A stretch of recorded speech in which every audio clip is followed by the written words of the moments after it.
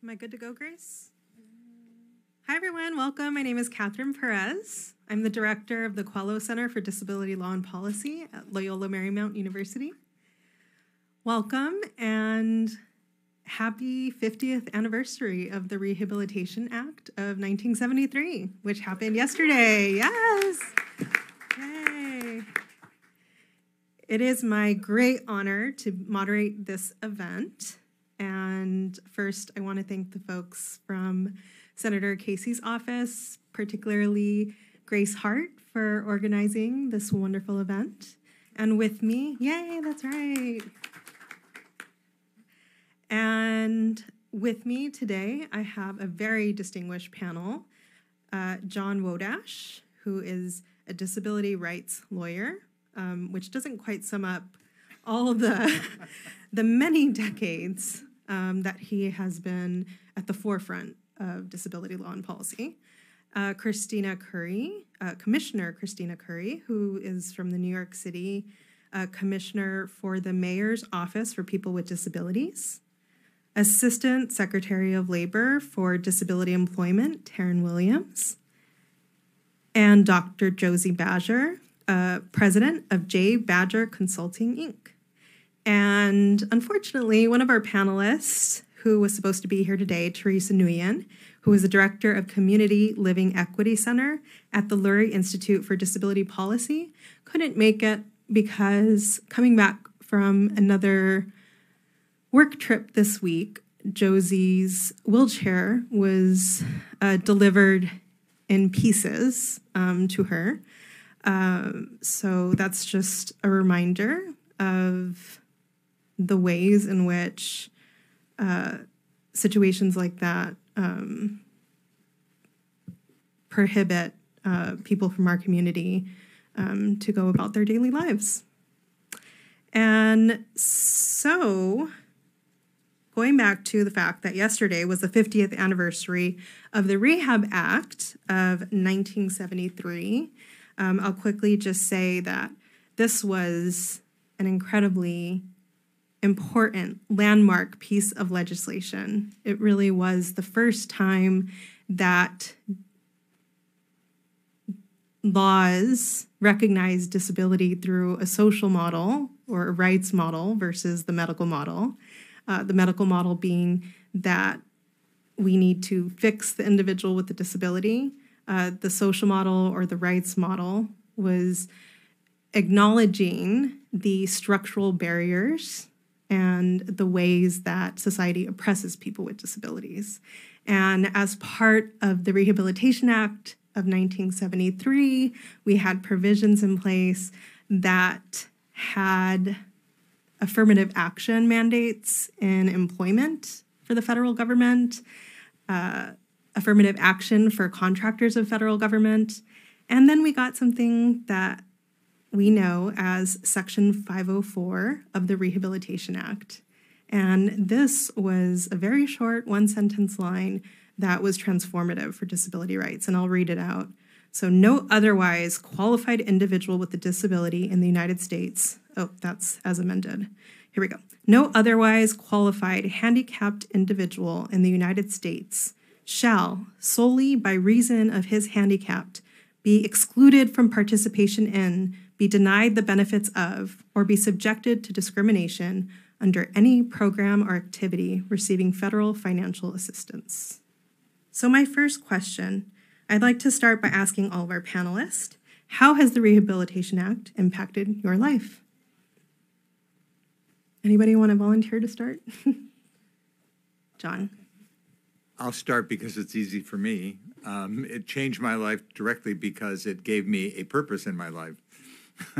I was in the federal government as a civil rights attorney doing race discrimination, school desegregation work, sex discrimination work, and I was assigned to work on this new idea, this short statute that has just been read. And I became an attorney who worked on that, began a career of working with people with disabilities, and have had a career working on disability rights, first on Section 504, then on helping to pass and then enforce the ADA, and then also working on the UN Convention on the Rights of Persons with Disabilities. So for 50 years, I've been given a career by the passage of this law, and it's a riveting career. It is, I tell any attorneys who are out there or other people working in this area, is intellectually satisfying. It is emotionally satisfying to be able to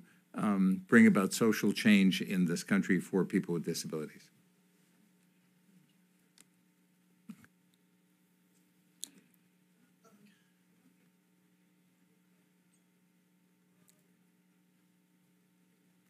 We're going to pretend. Is it on? Yes. Okay, thank you. So how has that impacted my career? I'm not going to sign. I think there's an interpreter on. We can all say, right? Okay. So as someone who started out in advocacy in the independent living centers, 504 was the basis on which everything else was built.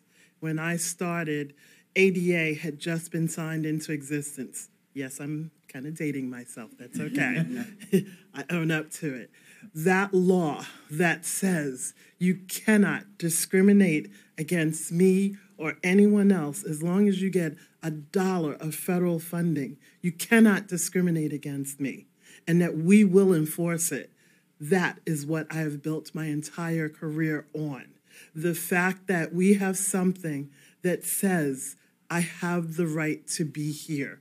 I have the right to education. I have the right to housing. I have the right, let me say it again, education. That is so phenomenal. And that is what I have built my career on, first in independent living, moving forward in mental health, but always within the disability community, and now as commissioner of the New York City's Office for Mayor, the Mayor's Office for People with Disabilities. I am just building each time on that because of that one law, that one section, 504. Everything else is wonderful, but that is the basis for everything. I think this is on. I'll pick up on what both my co-panelists have said and say that it has also been the foundation of my career, and particularly the work that we as an agency and we as a community do in disability employment. It is absolutely the case that the Rehab Act was the foundation for the ADA that came later, and it is the Rehab Act and Title V of the Rehab Act and those sections, Section 501, Section 503. I won't go into section talk right now, but those are the most, I say this a lot, but they are the most powerful levers that we have in some ways at the Department of Labor available to us to advance the employment of people with disabilities in the public sector and in the private sector. That's at the federal level, it's at the state level, as we think about how states and cities and communities can be model employers, but it's also in the private sector with federal contractors and some subcontractors. So foundation of my career, and it's something that I care very deeply about.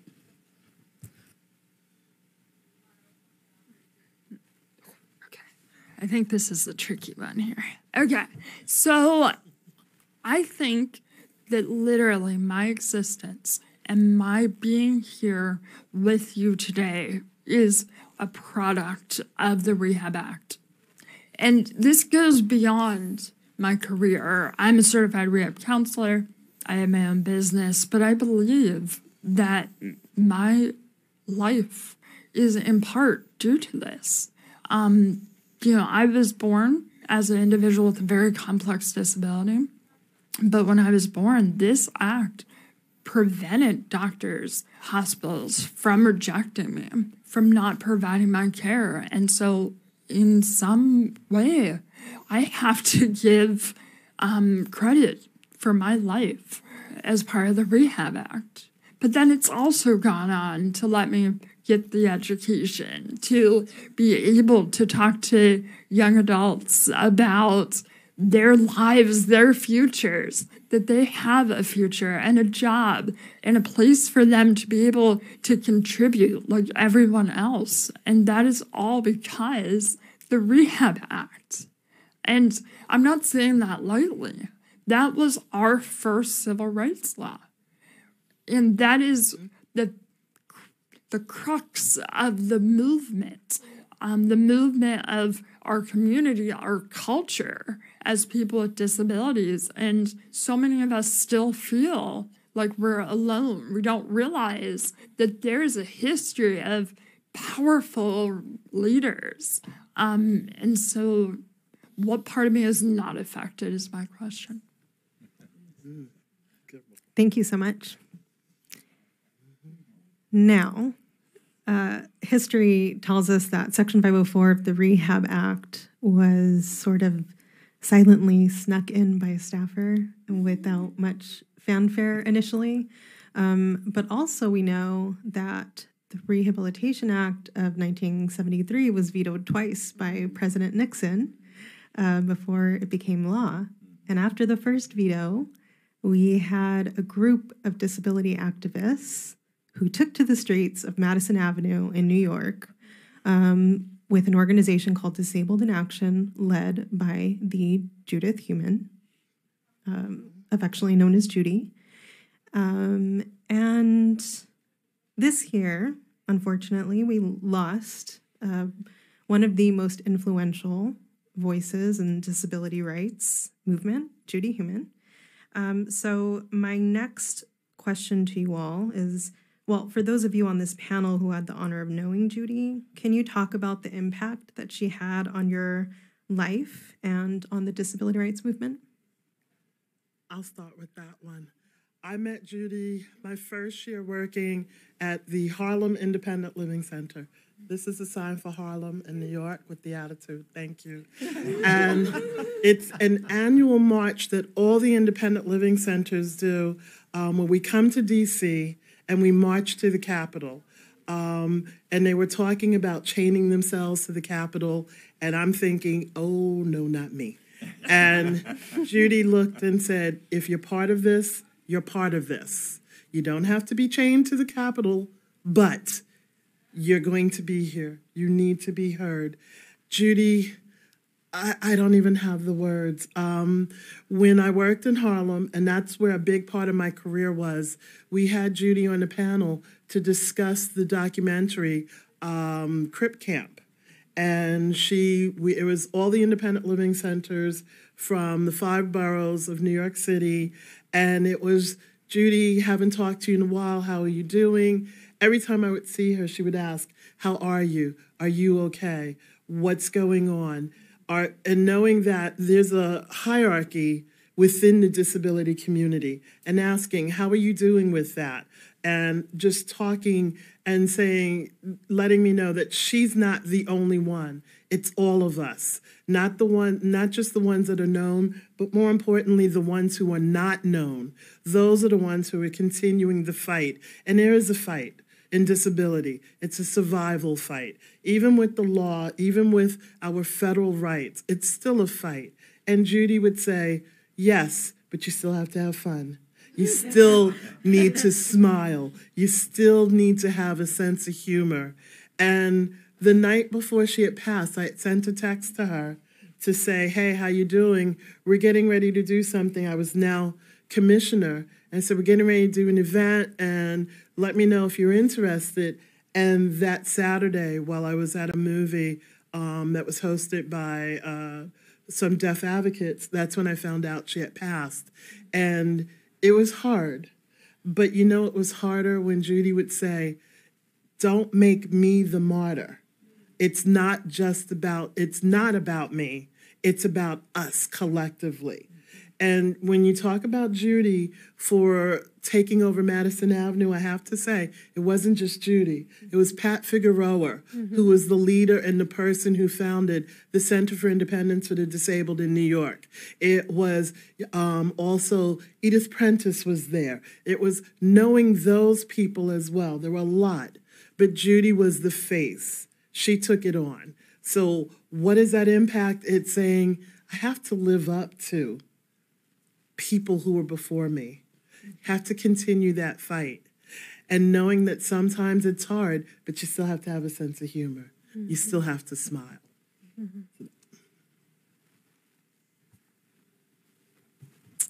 This is hard. I think I made it through all of yesterday without getting emotional about Judy. And it was difficult because I would love for her to be here with us on this 50th anniversary. I will say she has had a transformative impact on my life and my career. And I'll just share a few memories with you of Judy, because I think, like you've heard and will hear, they really do capture who she represented for the movement. The first, for those of you who knew her, is Judy dancing.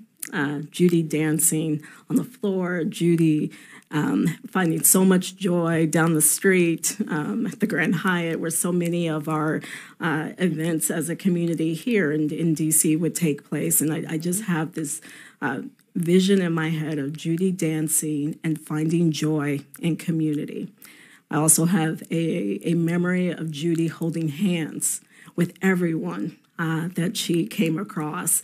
There's so many images that we have of her in print or in video, and she's holding hands. And I think that is both literal and it's just who she was. She brought people together. And I'm sure many of us who've known her will say that she brought people together. And the last memory I will share is going back to the last formal meeting that I had with Judy, and it was an opportunity for me to observe her calling leaders to the carpet, for lack of a better term, because she never failed to do that. She was your friend, she was your sister, she was your confidant, she was your mentor, but she never ever failed to say, what more should we be doing? What more could we be doing? And I hear her saying that. It's in a voicemail that I still have from her. It was in that last meeting. She was like, what more can we be doing? And so those are just some of my thoughts about Judy and what she's meant to us, and how we as members of this community need to continue that fight, because indeed it is still a fight.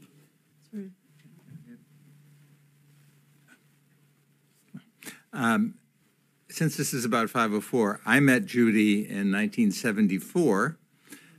She was an aide to Senator Harrison Williams. We had just gotten the 504 regs, and we went up to meet with the committee, and there was Judy Heumann. That was my first meeting with her, and we became lifelong friends because our lives were intertwined through any number of things. Obviously, through 504 and she moved to the West Coast and led the demonstrations on 504. She was my friend then. At various times, I was inside the government, she was out. She was always telling me what I wasn't doing, what I should be doing. Or when she was in the government, she would say, I need to do this. How can you help me get it done? A lot of that was getting personal care services for people in the government.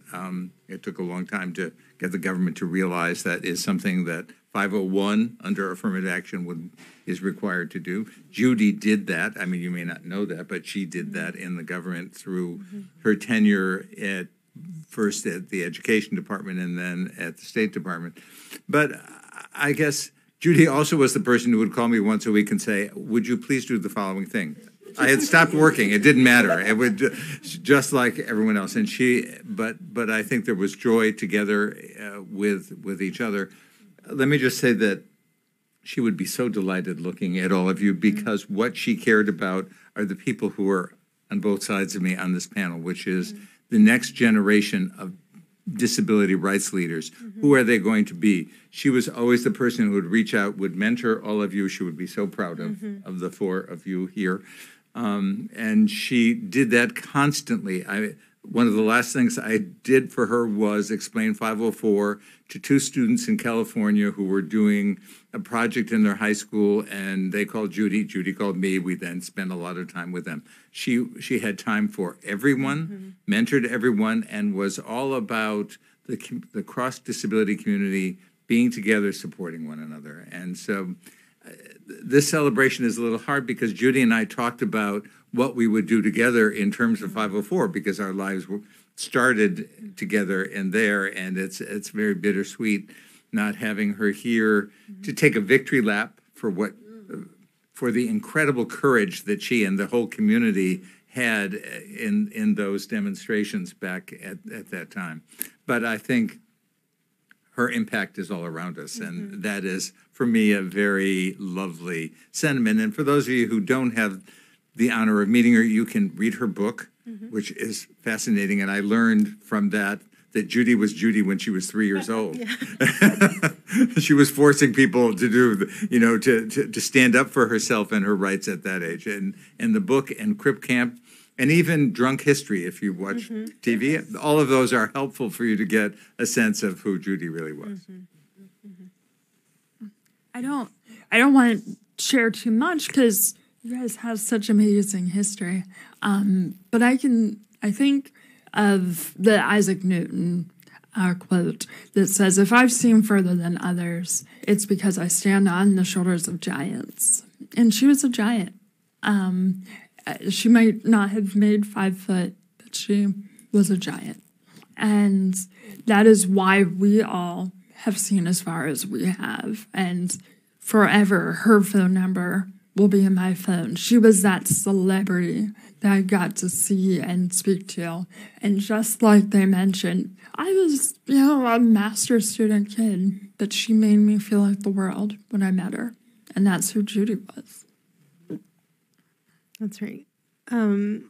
So I live in Los Angeles. So I'm a West Coaster. So I didn't have the, Andy. I don't have the pride of being part of this DC crew of folks. I know you guys probably see each other a lot at a lot of events. But when I came to Judy's memorial earlier this year, that was really the first time that I witnessed how many folks that Judy had mentored. And I think maybe because I haven't seen it in action on this side, not that I thought I was the only one, but Judy had a way of making you feel like you were special. Like I was Judy's mentee. And then I met all the mentees that she had. And we all had similar stories of Judy calling to check up on us and text us. And it was like, where did this woman find the time to be so personable? And she knew everything about our lives and, would check in on not only us, but how our families were doing. That was Judy. So I'm getting a little emotional now too. Taryn, yeah. Okay. Thank you, everyone. Assistant Secretary Williams, in your work for the Office of Disability Employment Policy, you are on the front line of the administration's efforts to increase employment opportunities for people with disabilities. Can you talk about what steps ODEP is taking to help federal agencies and federal contractors meet the Rehab Act requirements and to increase the opportunities for employment for people with disabilities? Thank you for that question. And I will start by highlighting some work that we released just yesterday. And in the spirit of Judy and the partnerships and the collaboration and the advocacy that really is at the heart of so many of the wins that we have in the disability community, what I'm going to talk about is in itself a resource that is grounded in collaboration. In this case, it's collaboration across agencies. The enforcement agencies, the Equal Employment Opportunity Commission, or the EEOC, and the Office of Federal Contract Compliance Programs, or OFCCP, and our agency, ODEP. We released a new resource yesterday, which is something that is intended to help federal contractors understand their responsibilities and their obligations under Section 503 of the Rehab Act. I mentioned before that I believe very strongly that 503 is one of the most important tools that we have available to us to impact the employment of people with disabilities. It's no mistake that the disability community fought for Section 503, fought for the updates to 503 that took place about 7 or 8 years ago. And it is our responsibility as an agency to continue to equip contractors, even in this environment, to continue to take steps to meet that utilization goal and to do everything possible to recruit, hire, retain, and critically advance people with disabilities. I would also point to work that we're doing around Section 501.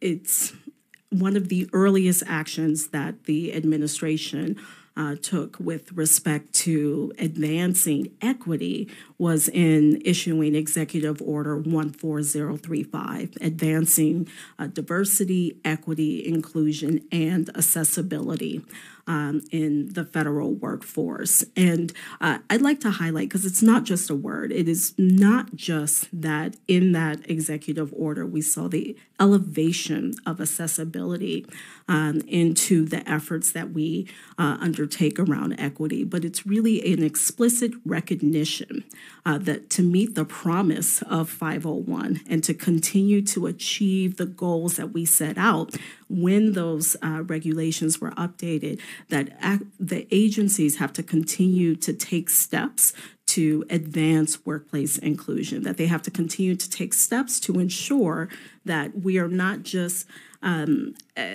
paying lip service to hiring people with disabilities, but we are paying particular attention to our efforts to retain people with disabilities in the workforce and to ensure that those people with disabilities are represented at every level within the government, that they are leaders.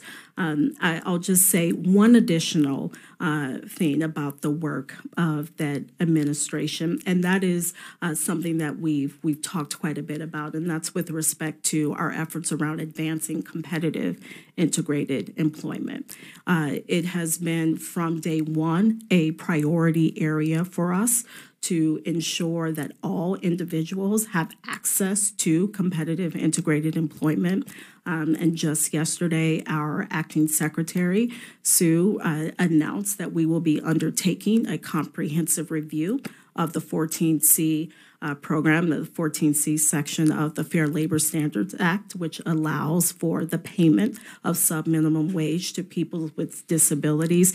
It's not a mistake that we announced that on the 50th anniversary of the Rehab Act. It is a deliberate step in a direction that we have been headed, not only as an administration, but also as a country, as we've seen the action happen in the states, and we move away from a system that allows for people with disabilities to get paid sub-minimum wage and towards a system where individuals truly have access to competitive wages and they're working alongside their peers without disabilities. And I'll stop there.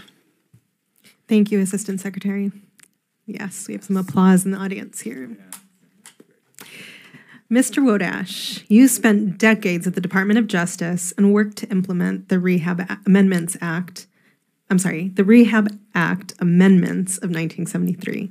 Since then, you have seen the positive impact this law has had on people with disabilities. Can you share with us a recollection or two about the challenges of implementing the law and how disability advocates had an impact on the implementation? Yes, thanks very much. I'm going to do a little history, go back to looking at our job of trying to come up with the regulation and reaching out to people with disabilities, because I think the regulation is a successful one, and I think it's successful because it was based on reaching out to the disability community and learning what the life of a person with a disability was like, what the barriers that society had created were. We found that people with disabilities were an incredibly rich resource for knowing how to deal with those barriers. And I'll give you one example. This can be a big thing. It can be lots of major issues, but I'll give you one very specific one. We reached out to people with seizure conditions. One of the employees that I got to hire to work on the regulation was a person with epilepsy. And we found out that confronting that community, one of the major issues was hiding their condition. If they were going for a job and they said they had a seizure disorder or they had epilepsy, they never got hired. So that was very good at hiring them. So how do we, became the issue of, okay, that is It's the nature of discrimination that we were trying to get rid of.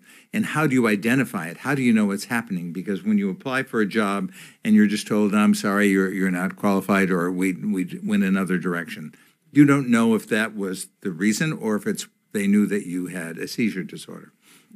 And so we developed, together with the disability community, the concept that's in there, that's now in the ADA and now is, I think, internationally recognized as a concept, which is in the employment context. You cannot ask a person in the employment context if they have a disability. You cannot ask them if you know they have a disability, the severity of it, or any questions about that.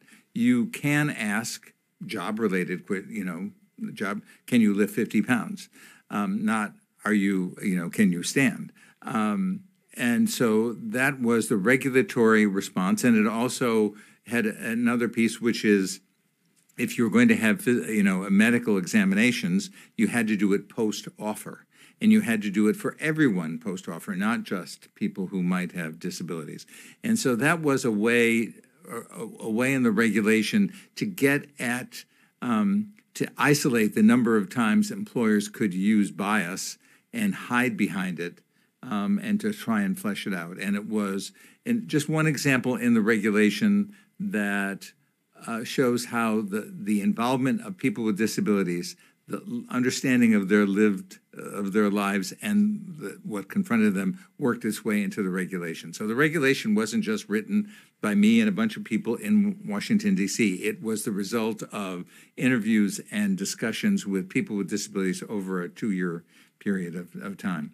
And because it's 504, one recollection obviously has to be the demonstrations to get the regulation out. And we can't adequately deal in a very short period of time, but if you see the movie Crip Camp, you'll get an idea of the frustration that people with disabilities had, because we had a very public process of developing this regulation, and the disability community heard time and time again, oh, this is very hard, but we got the regulation out. It was out. We did actually 32 public hearings. It's a little funny to think about that now, but in the summer of 1976, we did 32 public hearings around the country. People knew what the regulation was.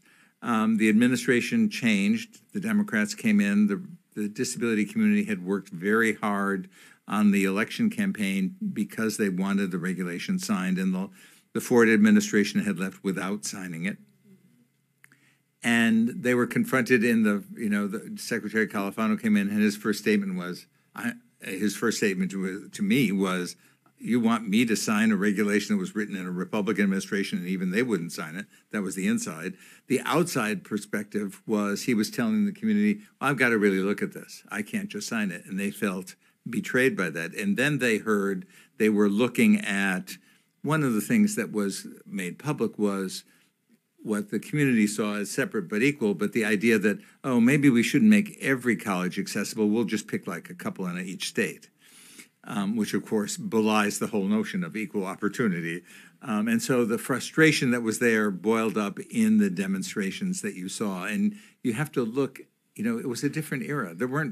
We didn't have cell phones. There was no texting. How people communicated and these were people who took over a federal building and lived there for 26 days in a hostile environment, frankly.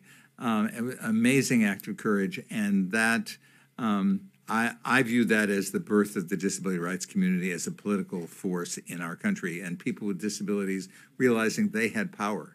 They had power to make change and bring change, not only in their own lives, but in the lives of all people in the country. Thank you.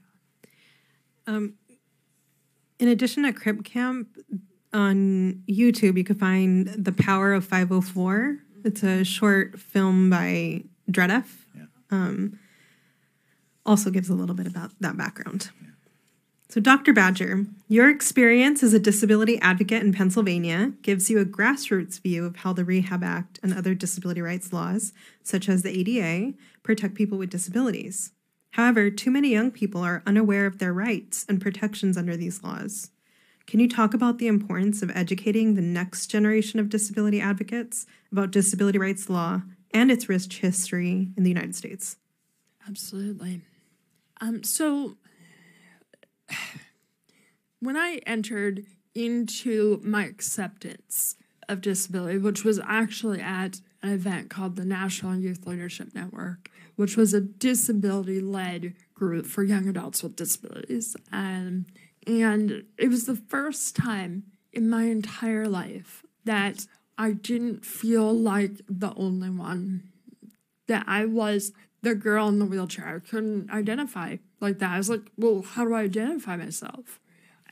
And it changed my life. And yet it was fluke.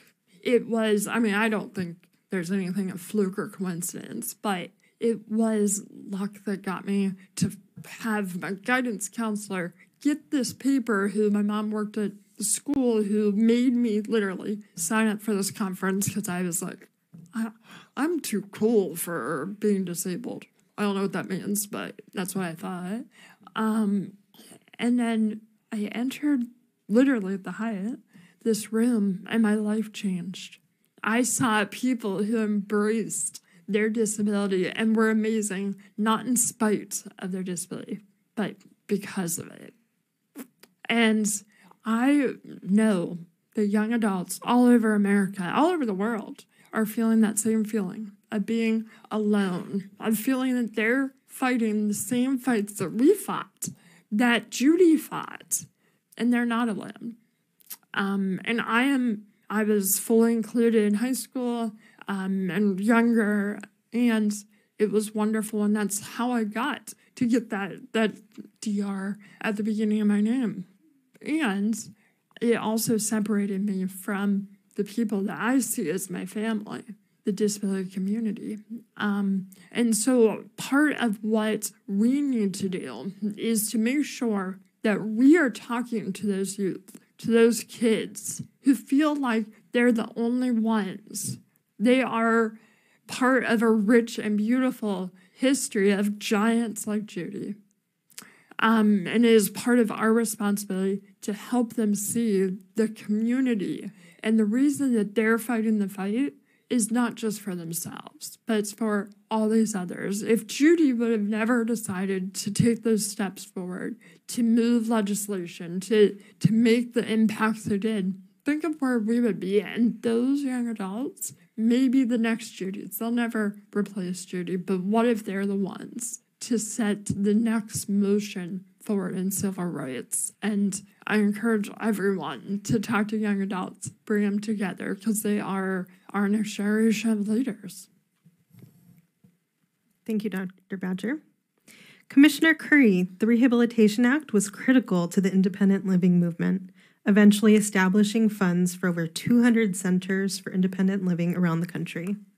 Can you talk about the intersection of the independent living movement and the Rehab Act, and how important it is for people with disabilities to be able to choose to live in their homes? As someone who's worked in independent living for a couple of decades, the first thing I learned when I came on board was nothing about us without us. That's an important phrase. That is not just a phrase, it is our lives. It is who we are. And why is that important? Because honestly, before I went into independent living, I worked in disability, but I did not see myself as disabled. Can't hear, can't see, barely walk. But I did not think I was disabled. And when I joined the independent living movement and became the executive director of an independent living center, first thing we talked about was the right to be in our homes. Nothing about us without us. You do not get to make a decision about us in any way, shape, form without talking to us. And the Rehabilitation Act is what started it. It is the foundation for all the laws, going straight up to the Olmstead Act. Money follows the person, ADA, IDEA, everything. That started it. And the premise, the thought that someone could decide that I can't be in my home because I'm disabled and I need to be institutionalized, no. And the independent living center, the independent living philosophy is we stay in our homes. It costs less to keep us in our homes and build in the support systems than to put us in a nursing home. And why are you trying to hide us? And with this movement, with the Rehab Act, we say we will not be in the shadows. We will not hide. We will fight for our right to be in the home. And why? Because if I have my home, I can be independent. I can be employed. I can go to school. I can do so many things from my home because this is where I am safe. I am comfortable. I am loved. I have what I need. And to say that when we talk about what happened with the Rehab Act, when Judy and Pat and Edith and others, there's so many others that were part of that, I say revolt, rebellion, the Stand Up Act. When that started, that's what the fight for the March on the Capitol came from. That, when we come from the Hyatt, and we would all march up, and you see all the independent living centers and all the disability groups pre-COVID, when we were out there in the rain, in the heat, holding up traffic, we don't care, coming to the Capitol, it's to say we exist, we're here, you can't ignore us, and you're not going to get rid of us. That started from the Rehab Act, and it just built from there. So that annual march was to reaffirm who we are, what we believe in, what we're going to do. And Judy was always there. And it wasn't just Judy. It was so many other leaders that were there saying, okay, we're teaching you so that the next generation can take over and make sure that you get to live where you choose. Now, that's not to say that if someone needs to go in institutionalized care, then that's what they need for that person. But no one else gets to tell us that's the only option you have. We can be wherever we want to be as long as we can afford it. And oh yeah, if I have my home, then I can go to work. Did I mention that? You know, that is what's important. It's cyclical. It's all together. And I cannot stress it enough. One, independent living, the philosophy, again, nothing about us without us. We make our decisions. We have choices. The law will now protect us to do what we've always known what we could do, who we are. Just because I can't see or hear or walk means that I can't do something. I just do it differently, and I'm okay with that. And that's what the Rehab Act said. It's okay to be different. We're not clones. We have laws to protect us. We can stay where we want to be. That's it in a nutshell.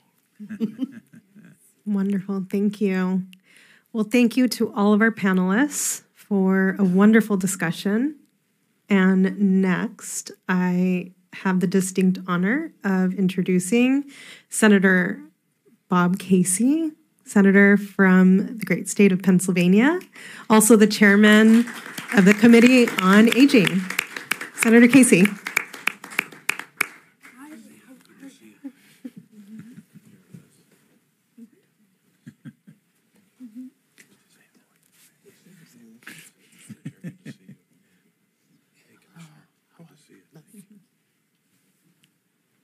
Well, good afternoon, everyone. I'm the last speaker, so I might be ushering in the evening for you. And I'm just grateful for this opportunity. And I know you've been here a little while. I have some remarks I'll provide, but I don't want to hold you up either from further discussion or what comes after. I was commenting earlier as we came in to Regina and my staff and some others that they have these strange rules around here that when an organization or a group of Americans comes into a room like this and spends a few hours, and then the meeting or the conference or the discussion adjourns, sometimes there's food and drink in the back, and sometimes there's not. So unfortunately, this is one of those not moments. And I want to make sure that it wasn't the fault of my team, that there isn't. But if I can scrounge up some soda or beer or something to eat, I'll figure out a way to do that. Mairead, our communications director, is out there. She's working on it right now as we speak. She can handle a couple of truckloads of stuff. But thank you for the opportunity. And I know this is a day to both celebrate and commemorate, but also a day to look forward. And of course, that's what we're here to do. And when we talk about this 50th anniversary of the passage of the Rehabilitation Act amendments, it is a day to reflect, but also to look down the road. We know that during the 1960s, I'm old enough to remember the 1960s, when we passed landmark legislation, whether it was the Civil Rights Act, the Voting Rights Act of 1965, the Fair Housing Act of 68, we know that those laws, one by one, prohibited discrimination. That was the good news, and thankfully those landmark bills passed here in the Congress, prohibiting discrimination based upon race, ethnicity, religion, gender, and other protected classes. What wasn't included, as you all know, in those pieces of legislation was a measure to prohibit discrimination based upon disability. We had to wait for the ADA years later to do that.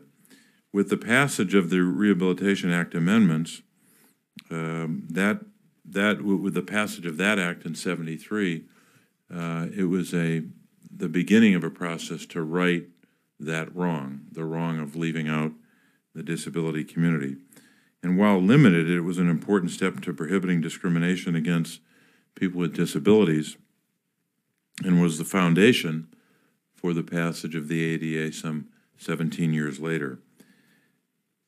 I can't help but think, and those of you on the panel and the audience knew her better than I, Judy, what she would be thinking on this day because of all the work that she did, all of the advocacy, all of the so-called, use that biblical reference, laboring in the vineyards as she did and so many of you have done to make it possible for us to stand here to even commemorate this anniversary. Judy, as you know, was a daughter of Philadelphia. And Dr. Badger, you're a daughter of the West, or at least I don't know if you were born in Pittsburgh, but I know you spent a lot of time out there. Yeah, what town? Newcastle. Oh, Lawrence County, yeah. So we claim great advocates on both ends of the state. So we're grateful for that. But Judy's advocacy and the advocacy of so many who are here and so many that advocates around the country that you represent made it possible for us to have those amendments in place, to have the benefit of those. Judy's actions and the work of thousands of advocates across the country resulted in the implementation of the Rehabilitation Act regulations and eventually the passage of the ADA. But despite their tireless efforts, 50 years later, the Rehab Act is still not yet fully implemented, as you know. I've been working on a number of issues relating to the disability community in my capacity as chairman of the committee, Special Committee on Aging, but also work that I do in the Senate Finance Committee and the Senate Health, Education, Labor, Pensions Committee.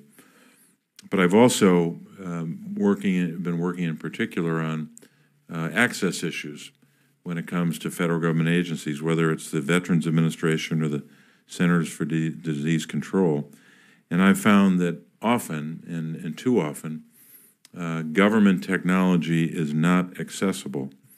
And we got to change that. We're starting to, but we got a ways to go. Websites and technology that make it possible whether to enroll in federal programs or receive federal services, get critical information like flood or hurricane warnings and other basic information that people need, often have not been available to people with disabilities because they haven't been designed to be, in fact, accessible. So whether it's the ADA or the Rehab Act or many other laws passed in '73, providing the legal foundation to protect people with disabilities, we still have these other gaps in the law, defects in implementation or enforcement. So to make equal access a reality, we of course have to be vigilant. That's what we're trying to do. That's what all of you are helping me do. But we also have to hold federal government agencies, as well as lawmakers, accountable. and to ensure that our government, your government, enforces the Rehab Act and other laws that are designed to prohibit discrimination based upon disability. One place to start is, of course, in the context of employment. In 2014, the amendments to the Rehab Act clarified that competitive integrated employment was the standard for employment of people with disabilities, so-called CIE. Here's what it means simply, that a person with a disability has the right to be paid the same as their non-disabled peer, minimum wage or greater, and that they have the right to do that work in the same setting as those their peers who don't have a disability. Unfortunately, we still have over 800 employers around the country that pay sub-minimum wages to people with disabilities. Yesterday, the Department of Labor, as the Assistant Secretary knows, announced that it will move forward with a comprehensive review of the sub-minimum wage certificate program, which grants permission to employers to pay people with disabilities sub-minimum wages. That's good news, but we got to do a lot more. I have bipartisan legislation. Senator Daines from Montana and I have legislation, the so-called TCI-EA legislation, the Transformation to Competitive Integrated Employment Act. It would help sub-minimum wage employers change their business models to pay workers with disabilities at least a minimum wage while continuing to support their needs as workers. This legislation would put an immediate halt to the issuance of new 14C certificates and phase out existing certificates over 5 years. That's what that bill would do, but we got to get it passed. Integrating people with disabilities into the workforce and compensating them unfairly will meet the goals of the 2014 amendments to the Rehab Act and promote the economic health of people with disabilities. When we increase opportunities for these Americans, we know that employers report that they are some of the most dedicated, capable, and committed workers of any in our workforce. You know that. I know that. I've seen it. I've been to workplaces all over the state where folks that have a disability are in that workforce, and they're producing every day and helping that company produce a product or provide a service and doing their job every day. We ought to support them and affirm their dignity by paying them a wage that's commensurate with the work that they do. So the Rehab Act amendments of 73 were, in fact, a series of groundbreaking measures that provided all of us the opportunity to make great strides for people with disabilities. We can continue to use that foundation to ensure equal access and to stamp out once and for all disability discrimination from the United States of America. So I'm grateful for this opportunity to be with you to commemorate, but to also to give us a sense we got some work to do over the next number of months and even years to really give integrity to the work that you all do every single day and the work that so many across the country have been doing for years, and to have Judy give us a lift when we do that work because of the inspirational work that she did. So thanks very much, and if my staff is on the ball, they would have provided some food and drink by now, but we're still working on that, I think. But thanks very much for being here, and thanks for taking the time.